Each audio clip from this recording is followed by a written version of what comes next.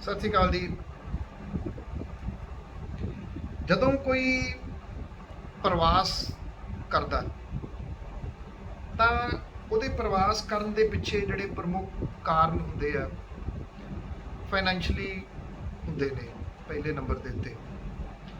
ਦੂਸਰਾ, ਜਦੋਂ ਕਿਸੇ ਜਗ੍ਹਾ ਦੇ ਉੱਤੇ ਬਹੁਤ ਗੜਬੜ ਫੈਲ ਜਾਵੇ, ਇਹ ਇੱਕ ਕਾਰਨ ਹੁੰਦੇ ਨੇ ਸੁਰੱਖਿਆ। ਤੀਸਰਾ, ਜਿਹੜਾ ਜਿੱਥੇ ਤੁਸੀਂ ਰਹਿ ਰਹੇ ਹੋ ਉੱਥੇ ਲਾਅ ਐਂਡ ਆਰਡਰ ਦੀ ਸਥਿਤੀ ਖਰਾਬ ਹੋ ਜੇ, ਫਿਰ ਤੁਸੀਂ ਸੋਚਦੇ ਹੋ ਕਿ ਹੁਣ ਕਿਸੇ ਹੋਰ ਜਗ੍ਹਾ ਦੇ ਉੱਤੇ ਜਿਹੜਾ ਉਹ ਜਾਇਆ ਜਾਵੇ।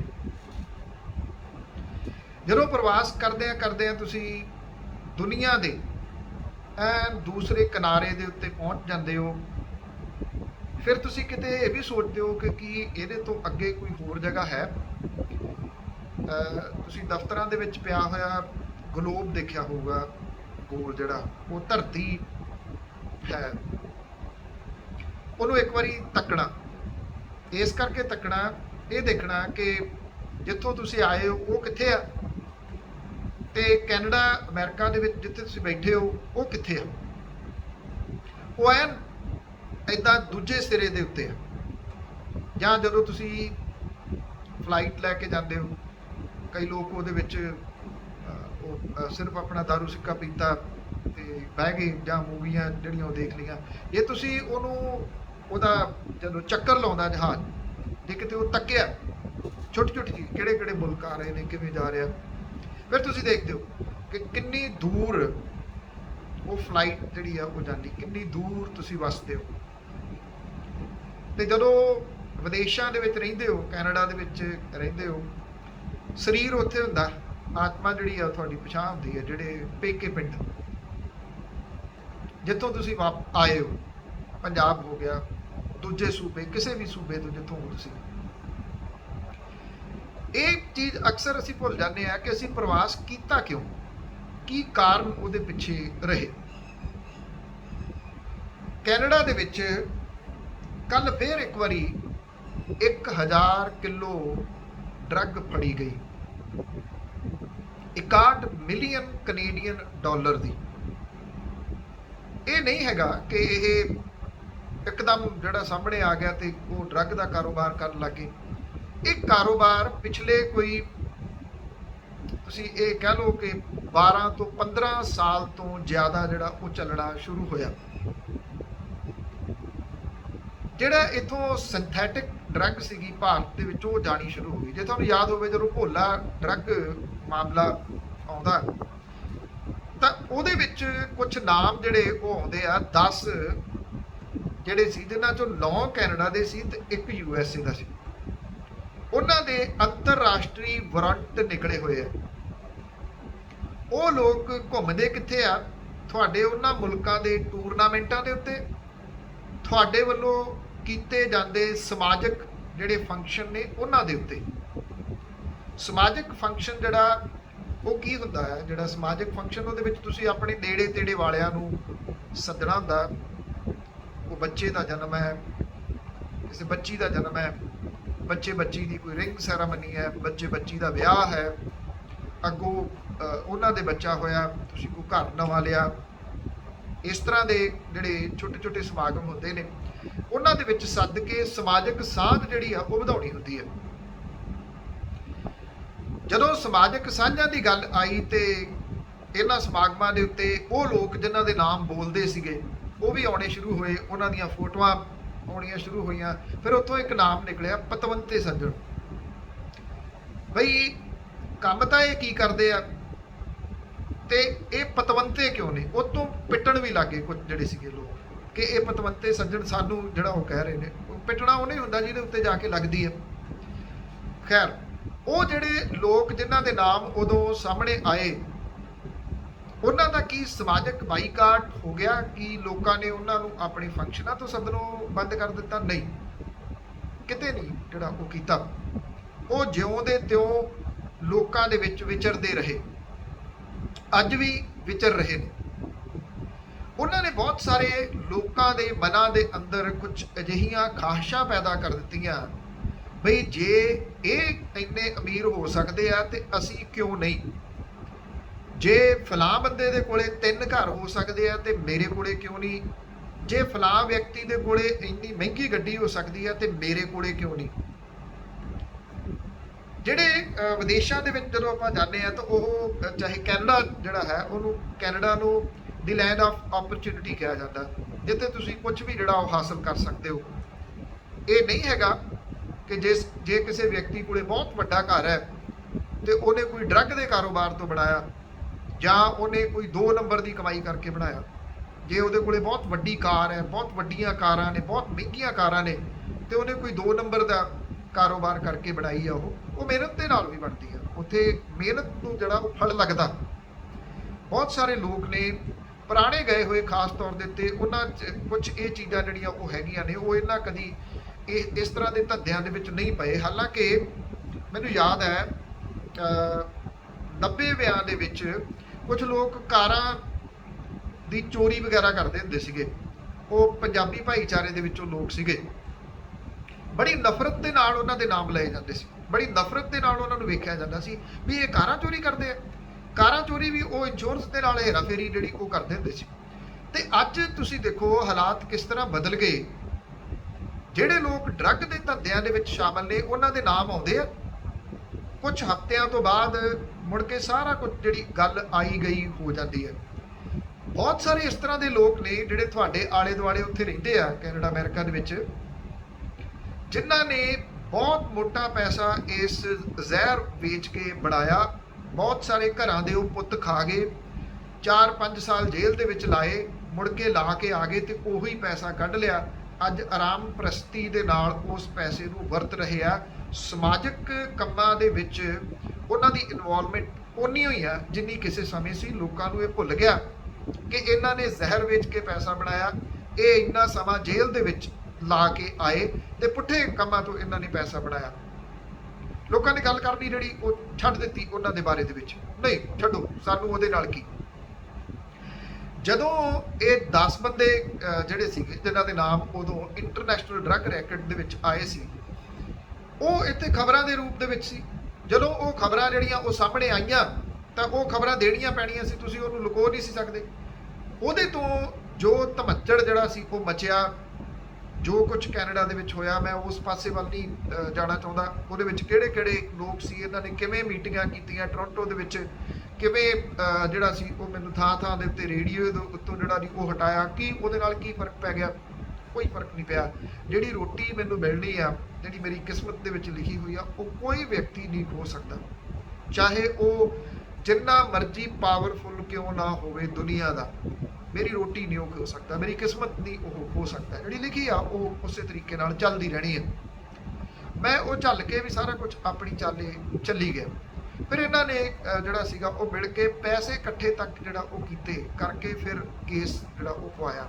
ਇਹ ਸਾਰੀਆਂ ਗੱਲਾਂ ਨੇ, ਬਹੁਤ ਸਾਰੀਆਂ ਗੱਲਾਂ ਨੇ, ਉਹ ਕਿਤੇ ਨਾ ਕਿਤੇ ਲਿਖਤ ਦੇ ਰੂਪ 'ਚ ਸਾਹਮਣੇ ਆਉਣੀਆਂ ਨੇ। ਥੋੜ੍ਹੀਆਂ ਉਹ ਡਿਲੇ ਜ਼ਰੂਰ ਹੈ। ਡਿਲੇ ਇਸ ਕਰਕੇ ਆ ਕਿ ਉਹਦੇ 'ਚ ਕੁਝ ਟੈਕਨੀਕਲ ਜਿਹੜੀਆਂ ਉਹ ਪ੍ਰੋਬਲਮਸ ਨੇ। ਉਂਝ ਲਿਖਤਾਂ ਬਹੁਤ ਸਾਰੀਆਂ ਪਈਆਂ ਨੇ ਕਿ ਕੌਣ ਕੌਣ ਇਹ ਲੋਕ ਸਨ, ਕਿਵੇਂ ਇਹ ਕੀ ਕੁਝ ਕਰਦੇ ਰਹੇ। ਉਦੋਂ ਇਹ ਗੱਲਾਂ ਸਾਹਮਣੇ ਆਈਆਂ ਕਿ ਇੱਕ ਜਗ੍ਹਾ ਦੇ ਉੱਤੇ ਕੋਈ ਟੂਰਨਾਮੈਂਟ ਦੇ ਉੱਤੇ ਟਰੈਕਟਰ ਲਿਜਾਣਾ ਸੀ। ਇੱਥੋਂ ਜਿਹੜਾ ਟਰੈਕਟਰ ਸੀਗਾ ਉਹਦਾ ਜਿਹੜਾ ਪਿਛਲੇ ਧੁਰਾ ਹੁੰਦਾ ਉਹ ਖਾਲੀ ਕਰ ਲਿਆ। ਉਹਦੇ ਵਿੱਚ ਪੂਰੀ ਦੀ ਪੂਰੀ ਡਰੱਗ ਭਰੀ ਗਈ। 1 ਕੁਇੰਟਲ ਡਰੱਗ ਜਿਹੜੀ ਸੀ ਉਦੋਂ ਉਹ ਕੈਨੇਡਾ ਦੇ ਵਿੱਚ ਗਈ, ਓਨਟਾਰੀਓ 'ਚ। ਪੁਲਿਸ ਨੂੰ ਨਹੀਂ ਕੁਝ ਵੀ ਲੱਭਿਆ। ਮੈਨੂੰ ਇਹ ਵੀ ਪਤਾ ਕਿ ਇੱਥੇ ਜਦੋਂ ਇਨਵੈਸਟੀਗੇਸ਼ਨ ਚੱਲ ਰਹੀ ਸੀ, ਇੱਕ ਕੈਨੇਡੀਅਨ ਫੜਿਆ ਗਿਆ ਸੀਗਾ ਉਸ ਮਾਮਲੇ 'ਚ। ਉਹਨੇ ਇਹ ਕਿਹਾ ਸੀਗਾ ਕਿ ਉਹਦੇ ਗਰਾਜ ਦੇ ਵਿੱਚ 2 ਕਿਲੋ ਚਿੱਟਾ ਪਿਆ। ਇੱਥੋਂ ਜਿਹੜੀ ਪੁਲਿਸ ਸੀ ਉਹਦੇ ਤੱਕ ਅਪਰੋਚ ਲਾਉਂਦੀ ਰਹੀ, ਉੱਥੋਂ ਦੀ ਪੁਲਿਸ ਤੱਕ, ਕਿ ਫਲਾਂ ਬੰਦੇ ਦੀ ਗਰਾਜ ਦੇ ਵਿੱਚ ਪਿਆ।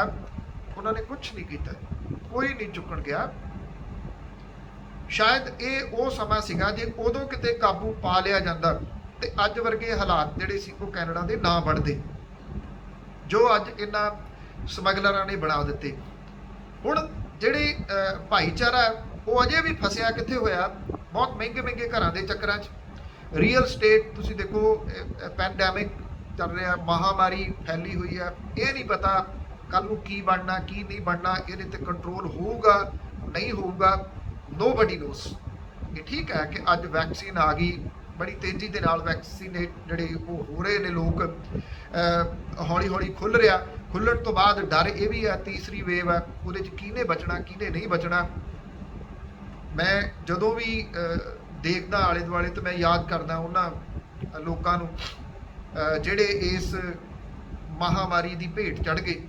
ਉਹਦੇ 'ਚ ਕੈਨੇਡਾ ਦੇ ਵਿੱਚ ਮੇਰੇ ਬਹੁਤ ਸਾਰੇ ਦੋਸਤ ਨੇ ਇਸ ਲਾਈਨ ਦੇ ਨਾਲ ਜੁੜੇ ਹੋਏ ਸਨ, ਇਸ ਲਾਈਨ ਦੇ ਨਾਲ ਨਹੀਂ ਵੀ ਜੁੜੇ ਹੋਏ ਸੀ, ਕੁਝ ਉਹ ਜਾਣਕਾਰ ਸਨ। ਮੈਂ ਟੋਰਾਂਟੋ ਦੇ ਪੀਅਰਸਨ ਏਅਰਪੋਰਟ ਦੇ ਉੱਤੇ ਬਹੁਤ ਦੇਰ ਕੰਮ ਕੀਤਾ, ਟੈਕਸੀ ਲਿਮੋ ਦੇ ਵਿੱਚ। ਉੱਥੇ ਕਿੰਨੇ ਜਾਣਕਾਰ ਲੋਕ ਸਨ, ਉਹ ਇਹਦੀ ਭੇਟ ਚੜ੍ਹ ਗਏ। ਉਹਨਾਂ ਕੋਲ ਕਿਤੇ ਪ੍ਰਾਪਰਟੀਆਂ ਥੋੜ੍ਹੀਆਂ ਸੀਗੀਆਂ, ਇੱਥੇ ਪਿਆ ਰਹਿ ਗਿਆ ਸਾਰਾ ਕੁਝ। ਇਹ ਨਹੀਂ ਪਤਾ ਕਿ ਹੁਣ ਮਹਾਮਾਰੀ ਦੇ ਵਿੱਚ ਕਿੱਧਰ ਨੂੰ ਚਲੇ ਜਾਣਾ। ਉਦੋਂ ਵੀ 61 ਮਿਲੀਅਨ ਡਾਲਰ ਦੀ ਡਰੱਗ ਲੱਭ ਰਹੀ ਆ। ਕਦੀ ਕਿਸੇ ਨੇ ਸੋਚਿਆ ਸੀ ਕਿ ਕੈਨੇਡਾ ਦੇ ਵਿੱਚ ਅਫੀਮ ਮਿਲੂਗੀ? ਇਹ ਕਿਹਾ ਜਾਂਦਾ ਕਿ ਕੈਨੇਡਾ ਦੇ ਵਿੱਚ ਜਿੰਨੀ ਸੌਖੀ ਅਫੀਮ ਮਿਲਦੀ ਆ, ਇੰਨੀ ਤਾਂ ਪੰਜਾਬ ਦੇ ਵਿੱਚ ਵੀ ਸੌਖੀ ਨਹੀਂ ਮਿਲਦੀ। ਜਦੋਂ ਇੱਕ ਅਫੀਮ ਦੀ ਬਹੁਤ ਵੱਡੀ ਖੇਪ ਫੜੀ ਗਈ ਸੀ ਸਰੀ ਦੇ ਵਿੱਚੋਂ, ਇੰਨੀ ਖੇਪ ਮੈਂ ਇੱਥੋਂ ਪਤਾ ਕੀਤਾ ਸੀ, ਕੁਇੰਟਲ ਮਿਲੀ ਸੀ ਉੱਥੇ, ਵੀ ਕੁਇੰਟਲ ਅਫੀਮ ਤਾਂ ਇੱਥੇ ਕਦੀ ਇੱਕੋ ਜਗ੍ਹਾ ਦੇ ਤੋਂ ਨਹੀਂ ਮਿਲੀ। ਉੱਥੇ ਕਿਵੇਂ ਪਹੁੰਚ ਗਈ ਇਹ ਅਫੀਮ? ਇਹ ਬੜੇ ਵੱਡੇ ਸਵਾਲ ਨੇ। ਅੱਜ ਤੱਕ ਇਹ ਨਹੀਂ ਪਤਾ ਲੱਗਿਆ ਕਿ ਉਹ ਖੇਪ ਜਿਹੜੀ ਆ ਉਹ ਕਿਹਦੀ ਸੀ। ਪਤਾ ਤਾਂ ਹੈਗਾ, ਪੁਲਿਸ ਨੂੰ ਪਤਾ, ਉਹ ਨਾਮ ਨਹੀਂ ਸਾਹਮਣੇ ਆਏ। ਉਹ ਨਾਮ ਸਾਹਮਣੇ ਕਿਉਂ ਨਹੀਂ ਆਏ? ਇਹ ਬਹੁਤ ਵੱਡਾ ਸਵਾਲ ਹੈ। ਇਹਦੇ ਵਿੱਚ ਜਿਹੜੇ ਤੁਹਾਡੇ ਜਿਨ੍ਹਾਂ ਨੇ ਇਹ ਅੱਗੇ ਮੈਸੇਜ ਲਿਜਾਣਾ, ਉਹ ਤੁਹਾਡੇ ਮੈਂਬਰ ਪਾਰਲੀਮੈਂਟ ਨੇ।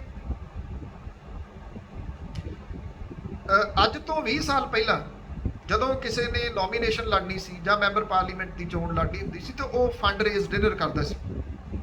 ਫੰਡ ਰੇਜ਼ ਡਿਨਰ ਦਾ ਮਤਲਬ ਇਹ ਹੁੰਦਾ ਸੀਗਾ ਕਿ ਤੁਸੀਂ ਇੱਕ ਡਿਨਰ ਦਾ ਅਰੇਂਜ ਕੀਤਾ, ਉਹਦੀ ਜਿਹੜੀ ਪਲੇਟ ਹੈ ਪਰ ਪਲੇਟ ਉਹ ਤੁਹਾਨੂੰ 10-15 ਡਾਲਰ ਦੀ ਪਈ, ਤੇ ਤੁਸੀਂ ਉਹ 100 ਡਾਲਰ ਦੀ ਸੈਲ ਕੀਤੀ ਆਪਣੇ ਵੈਲ ਵਿਸ਼ਰਸ ਨੂੰ, ਕਿ ਉਹ ਥੋੜੇ ਥੋੜੇ ਪੈਸੇ ਇਕੱਠੇ ਕਰਕੇ ਉਹਦੇ ਨਾਲ ਉਹ ਚੋਣ ਲੜਦਾ ਸੀ। ਚੋਣਾਂ ਉੱਥੇ ਵੀ ਮਹਿੰਗੀਆਂ ਹੋ ਗਈਆਂ। ਉੱਥੇ ਹੁਣ ਹਾਲਾਤ ਇਹ ਬਣੇ ਕਿ ਜਿਹਨੇ ਚੋਣ ਲੜਨੀ ਹੈ, ਉਹ ਕਹਿੰਦਾ ਜੀ ਉਹ ਮੇਰੀ ਗੱਡੀ ਖੜੀ ਬਾਹਰ, ਇੱਕ ਬੰਦਾ ਕਹਿੰਦਾ ਆ ਕੇ, ਤੇ ਉਹਦੇ ਵਿੱਚ 500 ਬੋਤਲ ਸ਼ਰਾਬ ਦੀ ਪਈ ਆ, ਮੇਰੇ ਵੱਲੋਂ ਤੈਨੂੰ ਗਿਫਟ। ਹੁਣ ਤੁਹਾਡੇ ਵਾਂਗੂ ਕੋਈ ਟਰੱਕ ਚਲਾਉਂਦਾ, ਟੈਕਸੀ ਚਲਾਉਂਦਾ, ਦਿਹਾੜੀ ਲਾਉਂਦਾ, ਉਹ 500 ਬੋਤਲ ਦੇ ਆਊਗਾ? ਸੋਚਣਾ ਆਰਾਮ ਨਾਲ। ਜੇ ਦੇ ਆਊਗਾ ਤਾਂ ਹੱਥ ਖੜਾ ਕਰੋ, ਨਹੀਂ ਦੇ ਸਕਦੇ। ਕੋਈ ਦੂਸਰਾ ਬੰਦਾ ਆਉਂਦਾ, ਉਦੋਂ ਮੈਨੂੰ ਯਾਦ ਹੈ ਕੁਝ ਥਾਵਾਂ ਦੇ ਉੱਤੇ ਜਾਂਦੇ ਹੁੰਦੇ ਸੀ ਤੇ ਤਰਲੇ ਲੈਂਦੇ ਸੀ ਯਾਰਾਂ ਦੋਸਤਾਂ ਦੇ, ਉਹ ਮੈਂ ਫਸ ਗਿਆ ਵੀ 1000 ਡਾਲਰ ਮੈਂ ਉੱਥੇ ਦੇਣਾ ਟੇਬਲ ਦਾ, ਵੀ ਤੂੰ ਇੱਕ ਪਲੇਟ ਤੂੰ ਲੈ ਲਾ, ਇੱਕ ਪਲੇਟ ਤੂੰ ਲੈ ਲਾ। ਬੜੇ ਔਖੇ ਹੋ ਕੇ ਜਿਹੜਾ ਜੀ ਉਹ ਵੇਚਣਾ, ਜਾਂ ਮਤਲਬ ਕਿ ਵੀ ਤੁਹਾਨੂੰ ਕੋਈ ਦੇ ਗਿਆ ਵੀ ਮੇਰੀ ਮਦਦ ਕਰੋ 1000 ਡਾਲਰ ਦੀ, ਤੇ ਤੁਸੀਂ ਅੱਗੇ ਜਿਹੜਾ ਉਹ ਪਲੇਟ ਇੱਕ ਵੇਚ ਦਿਓ। ਹੁਣ ਜਿਹੜਾ ਬੰਦਾ ਆਉਂਦਾ ਉਹ ਕਹਿੰਦਾ 10 ਟੇਬਲ ਮੈਨੂੰ ਦੇ ਦੇ। ਇੱਕ ਟਰੱਕ ਚਲਾਉਣ ਵਾਲਾ, ਇੱਕ ਟੈਕਸੀ ਚਲਾਉਣ ਵਾਲਾ, ਇੱਕ ਮਿਹਨਤਕਸ਼ ਦਿਹਾੜੀ ਲਾਉਣ ਵਾਲਾ 10 ਟੇਬਲ ਲੈ ਲੂਗਾ? ਜੇ ਕੋਈ ਲੈ ਲੂਗਾ ਤੇ ਹੱਥ ਖੜਾ ਕਰੋ। ਕੌਣ ਲੈ ਸਕਦਾ? ਜਿਹਦੇ ਕੋਲੇ ਹਰਾਮ ਦੀ ਕਮਾਈ ਹੈ। ਉਹਨਾਂ ਨੇ ਕਾਬੂ ਕਰ ਲਿਆ ਉਹ ਸਾਰਾ ਜਿਹੜਾ ਢਾਂਚਾ ਸੀਗਾ। ਉਹਨਾਂ ਦੇ ਫੰਡ ਰੇਜ਼ ਡਿਨਰ ਜਿਹੜੇ ਉਹ ਹੋਣ ਲੱਗ ਗਏ।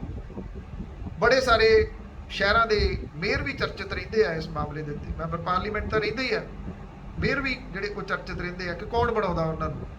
ਜਿਹੜੀਆਂ ਅਸੀਂ ਉੱਥੇ ਲੜੀ ਕਿਹਦੇ ਉੱਤੇ ਜਾਂਦੇ ਆ ਕਿ ਮੰਦਿਰ ਵਾਲੇ ਏਰੀਏ 'ਚ ਕਿੰਨੀਆਂ ਵੋਟਾਂ ਕਿਹਦੀਆਂ ਨੇ, ਗੁਰਦੁਆਰੇ ਵਾਲੇ ਏਰੀਏ ਦੇ ਵਿੱਚ ਕਿੰਨੀਆਂ ਵੋਟਾਂ ਕਿਹਦੀਆਂ ਨੇ, ਮਸਜਿਦ ਵਾਲੇ ਏਰੀਏ ਦੇ ਵਿੱਚ ਕਿੰਨੀਆਂ ਵੋਟਾਂ ਕਿਹਦੀਆਂ ਨੇ।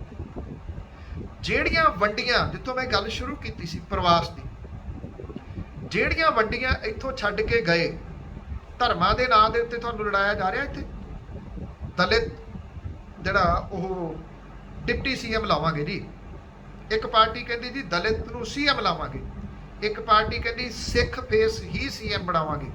ਉਹਨੂੰ ਵੰਡਿਆ ਜਾ ਰਿਹਾ ਨਾ, ਜਾਤ ਪਾਤ ਦੇ ਉੱਤੇ ਵੰਡਿਆ ਜਾ ਰਿਹਾ ਨਾ, ਉਹੀ ਉੱਥੇ ਹੋ ਗਿਆ। ਜੇ ਇੱਥੋਂ ਖੜਾਉਣਾ ਤੇ ਇਦਾਂ ਦਾ ਫੇਸ ਚਾਹੀਦਾ ਤਾਂ ਕਿ ਉਹਨੂੰ ਹਿੰਦੂ ਵੋਟਾਂ ਪੈ ਸਕਣ। ਜੇ ਇੱਥੋਂ ਖੜਾਉਣਾ ਤਾਂ ਇਦਾਂ ਦਾ ਫੇਸ ਚਾਹੀਦਾ ਤਾਂ ਕਿ ਉਹਨੂੰ ਸਿੱਖ ਵੋਟਾਂ ਪੈ ਸਕਣ। ਜੇ ਇੱਥੋਂ ਖੜਾ ਕਰਨਾ ਕਿਸੇ ਨੂੰ ਤਾਂ ਇਦਾਂ ਦਾ ਫੇਸ ਚਾਹੀਦਾ ਜਿਹਨੂੰ ਹਿੰਦੂ ਸਿੱਖ ਦੇ ਨਾਲ ਨਾਲ ਮੁਸਲਿਮ ਵੋਟਾਂ ਵੀ ਪੈ ਸਕਣ। ਤੁਹਾਨੂੰ ਵੰਡ ਦਿੱਤਾ। ਕਿਹਨੇ ਵੰਡਿਆ? ਉਹ ਸਿਸਟਮ ਜਿਹੜਾ ਸੀਗਾ ਉਹਨੂੰ ਕੈਪਚਰ ਕਿਹਨੇ ਕਰ ਲਿਆ? ਉਹਨੂੰ ਕੈਪਚਰ ਇਹਨਾਂ ਸ਼ੈਤਾਨ ਲੋਕਾਂ ਨੇ ਕਰ ਲਿਆ, ਜਿਨ੍ਹਾਂ ਨੇ ਪੈਸਾ ਬਣਾਇਆ, ਇੰਨਾ ਪੈਸਾ ਬਣਾਇਆ ਕਿ ਉਹਨਾਂ ਨੂੰ ਵੀ ਸ਼ਾਇਦ ਗਿਣਤੀਆਂ ਮਿਣਤੀਆਂ ਹੁਣ ਨਾ ਹੋ। ਇਹ ਜਿਹੜੇ ਆ ਫੜੇ ਗਏ ਫੀਲੇ ਨੇ, ਇਹ ਆ ਜਿਹੜੇ ਵੀਕ ਨੇ ਇਹ ਫੀਲੇ ਨੇ, ਛੋਟੀਆਂ ਛੋਟੀਆਂ ਮੱਛੀਆਂ ਨੇ। ਇਹ ਜਿਹੜੇ ਉੱਪਰ ਬੈਠੇ ਨੇ ਉਹ ਸੇਫ ਨੇ, ਉਹ ਸੁਰੱਖਿਅਤ ਨੇ, ਉਹਨਾਂ ਨੂੰ ਪੁਲਿਸ ਵੀ ਕੁਝ ਨਹੀਂ ਕਹਿੰਦੀ। ਜੇ ਪੁਲਿਸ ਦੀ ਗੱਲ ਆ ਤੇ ਅੱਜ ਸਭ ਤੋਂ ਮਾੜੇ ਹਾਲਾਤ ਜਿਹੜੇ ਆ ਉਹ ਬਰੈਂਪਟਨ ਦੇ ਵਿੱਚ ਹੋਏ ਪਏ ਆ। ਜਿੱਥੇ ਜਿੱਥੇ ਪੀਲ ਪੁਲਿਸ ਆ ਉੱਥੇ ਮਾੜੇ ਹਾਲਾਤ ਹੋਏ ਪਏ ਆ। ਸਭ ਤੋਂ ਵੱਡਾ ਸਵਾਲ ਜਿਹੜਾ ਉਹ ਪੀਲ ਪੁਲਿਸ ਦੇ ਉੱਤੇ ਇਸ ਵੇਲੇ ਉੱਠ ਰਿਹਾ ਕਿ ਉਹਦੇ ਅੰਦਰ ਇਸ ਵੇਲੇ ਬਲੈਕ ਸ਼ੀਪਸ ਨੇ, ਕਾਲੀਆਂ ਭੇਡਾਂ ਉਹਦੇ ਅੰਦਰ ਵੜ ਗਈਆਂ ਹੋਈਆਂ ਨੇ। ਕੋਈ ਸਮਾਂ ਹੁੰਦਾ ਸੀ ਇੰਨੀ ਜਾਣ ਪੁਲਿਸ ਦੇ ਕੋਲੇ ਹੁੰਦੀ ਸੀ ਕੱਲੇ ਕੱਲੇ ਬੰਦੇ ਦੇ ਬਾਰੇ ਦੇ ਵਿੱਚ, ਕੌਣ ਕਿੱਥੇ ਕੀ ਕਰਦਾ, ਕੋਈ ਗਲਤ ਕੰਮਾਂ ਦੇ ਵਿੱਚ ਤਾਂ ਨਹੀਂ ਪਿਆ ਹੈ, ਝੱਟ ਦੇਣੀ ਉਹਦੇ ਪਿੱਛੇ ਸਰਵੇਲੈਂਸ ਜਿਹੜੀ ਉਹ ਲੱਗ ਜਾਂਦੀ ਹੁੰਦੀ ਸੀ, ਉਹਦਾ ਸਭ ਕੁਝ ਨੋਟ ਕਰਦੇ ਸੀ। ਅੱਜ ਪੀਲ ਪੁਲਿਸ ਦੇ ਵਿੱਚ ਕਿਸੇ ਨੂੰ ਪਤਾ ਹੈ ਕੌਣ ਕੀ ਕਰ ਰਿਹਾ। ਅੰਨੀ ਪੀ ਦੀ ਕੁੱਤਾ ਚੱਟਣ ਵਾਲੀ ਜਿਹੜੀ ਪੀਪੀਪੀ ਬਣੀ ਪਈ ਹੈ, ਜੋ ਪੰਜਾਬ ਪੁਲਿਸ ਦਾ ਅੱਜ ਹਾਲਾਤ ਹੈ ਇੱਥੇ ਸਭ ਦੇ ਸਾਹਮਣੇ ਹੈ। ਸ਼ਰਾਬ ਦੀਆਂ ਥਾਂ ਥਾਂ ਦੇ ਉੱਤੇ ਫੈਕਟਰੀਆਂ ਖੁੱਲੀਆਂ ਹੋਈਆਂ ਨੇ, ਉੱਥੇ ਵੀ ਹਾਲਾਤ ਉਹੋ ਜਿਹੇ ਜਿਹੜੇ ਬਣ ਗਏ। ਤੁਸੀਂ ਦੱਸਦੇ ਨੇ ਲੋਕ ਜਿਹੜੇ ਕੰਪਲੇਂਟਾਂ ਕਰੀ ਚੱਲੋ, ਐਮਰਜੈਂਸੀ ਦੇ ਉੱਤੇ ਤੁਸੀਂ ਫੋਨ ਕਰੀ ਚੱਲੋ, ਨੋਬਡੀ ਕੇਅਰਸ, ਕਿਸੇ ਨੇ ਨਹੀਂ ਕੇਅਰ ਕਰਨੀ ਤੁਹਾਡੀ। ਕਿਉਂ ਨਹੀਂ ਕਰਨੀ? ਕਿਉਂਕਿ ਅਵੇਸਲਾਪਨ ਤੁਸੀਂ ਵਿਖਾਇਆ।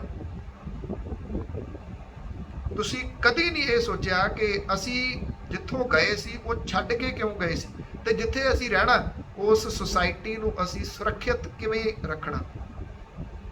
ਅਸੀਂ ਉਹਨੂੰ ਸੁਰੱਖਿਅਤ ਨਹੀਂ ਰੱਖ ਸਕੇ, ਅਸੀਂ ਉਹਨੂੰ ਸੁਰੱਖਿਅਤ ਰੱਖਣਾ ਚਾਹਿਆ ਹੀ ਨਹੀਂ ਕਦੀ।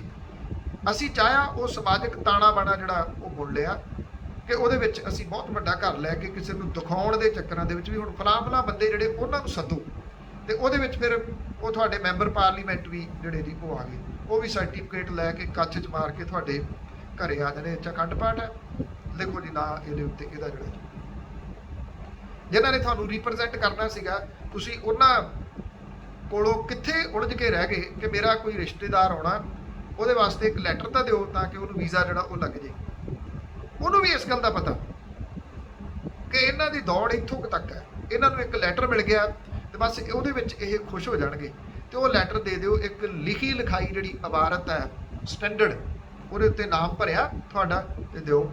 ਯਕੀਨ ਕਰਨਾ ਜਿਹੜੀਆਂ ਇਹ ਜਿੱਥੇ ਉਹ ਲੈਟਰ ਆਉਂਦੀ ਆ ਉੱਥੇ ਅਗਲੇ ਚੁੱਕ ਕੇ ਚਿਮਟੀ ਨਾਲ ਪਰਾਂ ਰੱਖ ਦਿੰਦੇ ਆ ਵੀ ਇਹਨੂੰ ਹੱਥ ਵੀ ਲਾਉਣ ਦੀ ਲੋੜ ਨਹੀਂ, ਪਤਾ ਇਹਦੇ ਉੱਤੇ ਸਟੈਂਪ ਕਿਹਦੀ ਹੈ। ਜ਼ੀਰੋ ਵੈਲਿਊ ਆ ਉਹਨਾਂ ਲੈਟਰ ਦੀ, ਜ਼ੀਰੋ। ਤੁਹਾਨੂੰ ਵੀਜ਼ਾ ਲੱਗਣਾ ਵੀ ਹੁੰਦਾ ਤੇ ਉਹਨਾਂ ਨੂੰ ਸ਼ੱਕ ਪੈਦਾ ਹੋ ਜਾਂਦਾ ਵੀ ਅੱਛਾ ਇਹ ਫਲਾਂ ਬੰਦੇ ਦੀ ਫਲਾਂ MP ਦੀ ਜਿਹੜੀ ਸਿਫਾਰਿਸ਼ ਲੈ ਕੇ ਆਇਆ, ਇਸ ਕਰਕੇ ਇਹਦੇ ਵਿੱਚ ਕੋਈ ਨਾ ਕੋਈ ਸ਼ੱਕੀ ਜਿਹੜਾ ਦੀ ਉਹ ਹੋਊਗਾ, ਇਹ ਜ਼ਰੂਰ ਕੇਸ ਜਿਹੜਾ ਉਲਟ ਪੁਲਟ ਹੋਊਗਾ। ਅਸੀਂ ਬਣਾ ਇਦਾਂ ਦਾ ਲਿਆ, ਉੱਥੇ ਲਾਇਸੈਂਸ ਨਕਲੀ ਬਣ ਰਹੇ ਨੇ ਬਰੈਂਪਟਨ ਦੇ ਵਿੱਚ, ਓਪਨਲੀ ਨਕਲੀ ਲਾਇਸੈਂਸ ਬਣ, ਇੰਸ਼ੋਰੈਂਸ ਜਿਹੜੀਆਂ ਨੇ ਉਹ ਸ਼ਰੇਆਮ ਉਹਨਾਂ ਦੇ ਵਿੱਚ ਘਪਲਾ ਹੋ ਰਿਹਾ। ਤਾਂ ਹੀ ਕਰਕੇ ਫੋਨ ਕਰਕੇ ਦੇਖ ਲਓ ਨਾ ਤੁਹਾਡਾ ਪੋਸਟਲ ਕੋਡ ਕੀ ਆ, ਤੇ ਪੋਸਟਲ ਕੋਡ ਦੇ ਉੱਤੇ ਨਾਲ ਦੀ ਨਾਲ ਤੁਹਾਡਾ ਉੱਪਰ ਕਿਉਂ ਚਲੇ ਜਾਂਦਾ। ਫਰਾਡ ਹੋ ਰਹੇ ਨੇ ਉਹਦੇ ਵਿੱਚ। ਜਦੋਂ ਸ਼ੁਰੂ ਹੋਏ ਸੀ ਉਦੋਂ ਨਹੀਂ ਅਸੀਂ ਰੋਕੇ, ਜਦੋਂ ਡਰੱਗ ਸ਼ੁਰੂ ਹੋਈ ਸੀ ਅਸੀਂ ਉਦੋਂ ਨਹੀਂ ਰੋਕਿਆ, ਅਸੀਂ ਉਦੋਂ ਨਹੀਂ ਬੋਲੇ। ਕਿਹਦੇ ਖਿਲਾਫ? ਜਿਹੜੇ ਲੋਕ ਕੋਈ ਬੋਲਣਾ ਚਾਹੁੰਦੇ ਸੀ ਉਹਨਾਂ ਦੇ ਖਿਲਾਫ ਹੀ ਉੱਠ ਕੇ ਜਿਹੜਾ ਉਹ ਖੜੇ ਹੋ ਗਏ। ਕਿੰਨਾ ਲੋਕਾਂ ਨੂੰ ਸਹਿਯੋਗ ਦਿੱਤਾ ਜਿਹੜੇ ਕਮਿਊਨਿਟੀ ਦਾ ਸੱਤਿਆਨਾਸ਼ ਕਰਨ ਦੇ ਵਾਸਤੇ ਦਿਨ ਰਾਤ ਇੱਕ ਕਰ ਰਹੇ ਸੀ, ਤੇ ਦਿਨ ਰਾਤ ਇੱਕ ਕਰ ਰਹੇ ਨੇ ਅੱਜ ਵੀ। ਉਹ ਸਭ ਨੂੰ ਪਤਾ ਹੈ। ਕੁਝ ਜਿਹੜੇ ਉੱਥੇ ਰੇਡੀਓ ਵਾਲੇ ਨੇ ਜਿਨ੍ਹਾਂ ਦਾ ਮਕਸਦ ਸਿਰਫ ਇਹੀ ਹੈ ਕਿ ਜਿਹੜੀਆਂ ਸਾਡੀਆਂ ਲੇਡੀਜ਼ ਨੇ ਉਹਨਾਂ ਦਾ ਜਿਹੜਾ ਚਰਿੱਤਰ ਜਿਹੜਾ ਉਹਨੂੰ ਉਹਦਾ ਕਰੈਕਟਰ ਅਸੈਸੀਨੇਸ਼ਨ ਕਿਵੇਂ ਜਿਹੜਾ ਉਹ ਕਰਨਾ, ਉਹਨੂੰ ਏਅਰ ਦੇ ਉੱਤੇ ਲਿਆ ਕੇ ਉਹ ਜਿਹੜਾ ਬੁਲਾਉਣਾ, ਕੀ ਬੁਲਾਇਆ ਜਾ ਰਿਹਾ ਤੁਹਾਡੇ ਸਾਹਮਣੇ ਹੈ। ਕਿੰਨਿਆਂ ਨੇ ਉਹਨਾਂ ਨੂੰ ਰੋਕਿਆ, ਕਿੰਨਿਆਂ ਨੇ ਉਹਨਾਂ ਦਾ ਵਿਰੋਧ ਕੀਤਾ? ਹੱਥ ਖੜਾ ਕਰੋ, ਨਹੀਂ ਕਿਸੇ ਨੇ ਕੀਤਾ। ਕਿਉਂਕਿ ਅਸੀਂ ਸਵਾਦ ਲੈਣ ਵਾਲੇ ਹਾਂ, ਅਸੀਂ ਸਵਾਦ ਲਈ ਗਏ। ਉਹ ਸਵਾਦ ਦੇ ਵਿੱਚ ਅੱਜ ਹਾਲਾਤ ਜਿਹੜੇ ਇਹ ਬਣ ਗਏ, 20 ਲੋਕ ਫੜੇ ਜਾਣ ਲੱਗੇ, 1000 ਕਿਲੋ ਡਰੱਗ ਫੜੀ ਜਾਣ ਲੱਗੀ, $61 ਮਿਲੀਅਨ ਦੀ ਡਰੱਗ ਜਿਹੜੀ ਉਹ ਫੜੀ ਜਾਣ ਲੱਗੀ। ਇਹ ਮੈਂ ਫੇਰ ਕਹੂੰਗਾ ਛੋਟੀਆਂ ਮੱਛੀਆਂ ਨੇ, ਮਗਰਮੱਛ ਜਿਹੜੇ ਆ ਉਹ ਮੂੰਹ ਅੱਡੀ ਖੜੇ ਨੇ ਅਗਲੀ ਤੁਹਾਡੀ ਜਨਰੇਸ਼ਨ ਨੂੰ ਹੜੱਪ ਜਾਣ ਦੇ ਵਾਸਤੇ, ਤੁਹਾਨੂੰ ਹੜੱਪ ਜਾਣ ਦੇ ਵਾਸਤੇ, ਤੁਹਾਡਾ ਸੱਤਿਆਨਾਸ਼ ਕਰ ਦੇਣ ਦੇ ਵਾਸਤੇ। ਜੇ ਪੰਜਾਬ ਦੇ ਵਿੱਚ ਇੱਥੇ ਇਹਦੇ ਉੱਤੇ ਬਾਲੀਵੁੱਡ ਫਿਲਮ ਬਣਾ ਰਿਹਾ ਸੀ ਨਾ ਉੜਤਾ ਪੰਜਾਬ, ਤੇ ਬਰੈਂਪਟਨ ਤੇ ਸਰੀ ਦੇ ਉੱਤੇ ਬਹੁਤ ਛੇਤੀ ਹਾਲੀਵੁੱਡ ਫਿਲਮ ਬਣਾਊਗਾ, ਤੁਸੀਂ ਦੇਖਣਾ ਕਿ ਉੱਥੇ ਕੀ ਹਾਲਾਤ ਇਹਨਾਂ ਡਰੱਗ ਸਮਗਲਰਾਂ ਨੇ ਜਿਹੜੇ ਉਹ ਕਰ ਦਿੱਤੇ ਹੋਏ ਆ। ਤੇ ਉੱਥੇ ਹਾਲੀਵੁੱਡ ਦੇ ਵਿੱਚ ਫਿਲਮਾਂ ਜਿਹੜੀਆਂ ਨੇ ਉਹ ਬਣ ਗਈਆਂ। ਫਿਰ ਜਿਹੜੀ ਇੱਜ਼ਤ ਛੱਜ 'ਚ ਪਾ ਕੇ ਛੱਟੀ ਜਾਊਗੀ, ਫਿਰ ਇਹ ਕਿਹਾ ਜਾਊਗਾ ਵੀ ਇਹ ਤਾਂ ਸਾਡੇ ਧਰਮ ਨੂੰ ਬਹੁਤ ਵੱਡਾ ਖਤਰਾ ਜਿਹੜਾ ਉਹ ਖੜਾ ਹੋ ਗਿਆ। ਪਰ ਅਸੀਂ ਸਮਾਂ ਰਹਿੰਦਿਆਂ ਕਦੀ ਵੀ ਇਹਦੇ ਬਾਰੇ ਜਿਹੜਾ ਉਹ ਸੋਚਿਆ ਨਹੀਂ। ਕਹਾਵਤ ਹੈ ਕਿ ਆਪੇ ਫਾਥੜੀਏ ਤੈਨੂੰ ਕੌਣ ਛਡਾਵੇ। ਸਰੀ ਵਾਲਿਆਂ ਦੇ ਵਿੱਚ ਤਾਂ ਕਮ ਸੇ ਕਮ ਇਹ ਆ ਕਿ ਉਹ ਵੇਕਅਪ ਸਰੀ ਇੱਕ ਬਣਾ ਕੇ ਤਾਂ ਬੈਠੇ ਆ, ਬੋਲਦੇ ਤਾਂ ਹੈਗੇ ਆ। ਇੱਥੇ ਤਾਂ ਕੋਈ ਵੇਕਅਪ ਬਰੈਂਪਟਨ ਬਣਿਆ ਹੀ ਨਾ, ਬਰੈਂਪਟਨ ਤਾਂ ਸੁੱਤਾ ਪਿਆ ਗੂੜੀ ਨੀਂਦ ਦੇ ਵਿੱਚ ਜਿਹੜਾ ਉਹ ਸੌਣਾ ਚਾਹੁੰਦਾ। ਲਾਸਟ ਦੇ ਵਿੱਚ ਇਹ ਕਹੂੰਗਾ ਕਿ ਕੁਲਵੰਤ ਨੀਲੋ ਹੋਰੀ ਬੜੇ ਪੰਜਾਬੀ ਦੇ ਮਹਾਨ ਸ਼ਾਇਰ ਹੋਏ ਨੇ। ਉਹਨਾਂ ਦਾ ਬੇਟਾ ਕਮਲਜੀਤ ਨੀਲੋ ਬੱਚਿਆਂ ਦੇ ਗਾਣੇ ਗਾਉਂਦਾ ਹੁੰਦਾ ਸੀ, ਸੌ ਜਾ ਬੱਬੂਆ ਮਾਣੋ ਬਿੱਲੀ ਆਈ ਹੈ। ਉਹਨਾਂ ਨੂੰ ਕੁਲਵੰਤ ਨੀਲੋ ਹੋਰਾਂ ਨੂੰ ਕਿਸੇ ਨੇ ਕਿਹਾ ਸੀ ਕਿ ਮੁੰਡਾ ਤੇਰਾ ਚੰਗਾ ਗਾਉਂਦਾ, ਇਹਨੂੰ ਕੋਈ ਗਜ਼ਲਾਂ ਗੀਤ ਦਿਆ ਕਰ, ਉਹ ਇਹ ਗਾਵੇ। ਤੇ ਕੁਲਵੰਤ ਨੀਲੋ ਹੋਰੀ ਬਹੁਤ ਘੱਟ ਪੜ੍ਹੇ ਲਿਖੇ ਸਨ, ਪਰ ਕਿਆ ਕਮਾਲ ਦੀ ਉਹਨਾਂ ਦੀ ਦੂਰ ਅੰਦੇਸ਼ੀ ਸੀ। ਉਹ ਕਹਿੰਦੇ ਨਹੀਂ, ਇਹ ਲੋਕ ਸੌਣਾ ਚਾਹੁੰਦੇ ਆ, ਮੈਂ ਆਪਣੇ ਮੁੰਡੇ ਨੂੰ ਕਿਹਾ ਇਹਨੂੰ ਲੋਰੀਆਂ ਸੁਣਾ। ਤੋ ਇਸ ਕਰਕੇ ਬਰੈਂਪਟਨ ਤੇ ਉਸਦੇ ਆਲੇ ਦੁਆਲੇ ਦੇ ਲੋਕ ਸੌਣਾ ਚਾਹੁੰਦੇ ਆ। ਮੇਰਾ ਖਿਆਲ ਉਹ ਜਿਹੜੀਆਂ ਲੋਰੀਆਂ ਨੇ ਉਹਨਾਂ ਨੂੰ ਰੀਪਰੋਡਿਊਸ ਕਰਨ ਦੀ ਲੋੜ ਹੈ ਤਾਂ ਕਿ ਲੋਕ ਗੂੜੀ ਨੀਂਦ ਸੌ ਜਾਣ। ਧੰਨਵਾਦ, ਸਤਿ ਸ਼੍ਰੀ ਅਕਾਲ।